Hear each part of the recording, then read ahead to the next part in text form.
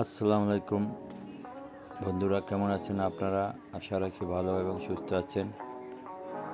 Sohel travel blog YouTube চ্যানেলে আপনাদের সকলকে সুস্বাগতম।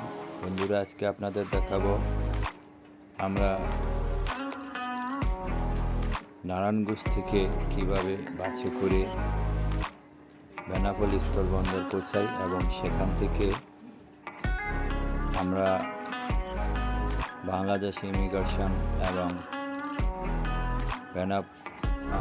ইন্ডিয়ান ইমিগ্রেশন শেষ করে কিভাবে কলকাতায় পৌঁছাই সে ব্যাপারে আপনাদের ধারণা দেব। আশা রাখি ভিডিওটি ভালো লাগবে।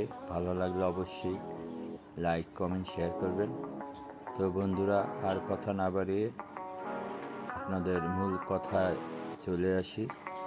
বন্ধুরা, রাত 11টা বাজে আমরা নারায়ণগঞ্জ থেকে ট্রাক পরিবহন করে বেনাপোল স্থলবন্দর পৌঁছাই।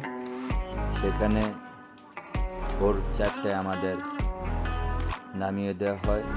তো আমাদের দীর্ঘ লাইন ছিল এবং বর্ডারে সমস্যার কারণে প্রায় 5 থেকে 6 ঘন্টা আমাদের বন্দর পার হতে ইমিগ্রেশন পার হতে সময় লেগেছে। তো আমরা ইমিগ্রেশন শেষ করে হরিদাসপুর পৌঁছে সিএনজি করে 50 টাকা ভাড়া সিএনজি করে হরিদাসপুর থেকে বনগাঁ রেল স্টেশন জংশনে পৌঁছে সেখান থেকে আবার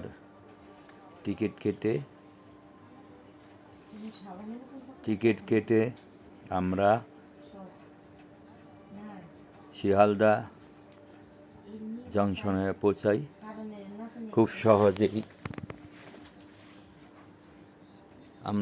সহজেই খুব অল্প সময়ে অল্প খরচে কলকাতা পৌঁছে যাই।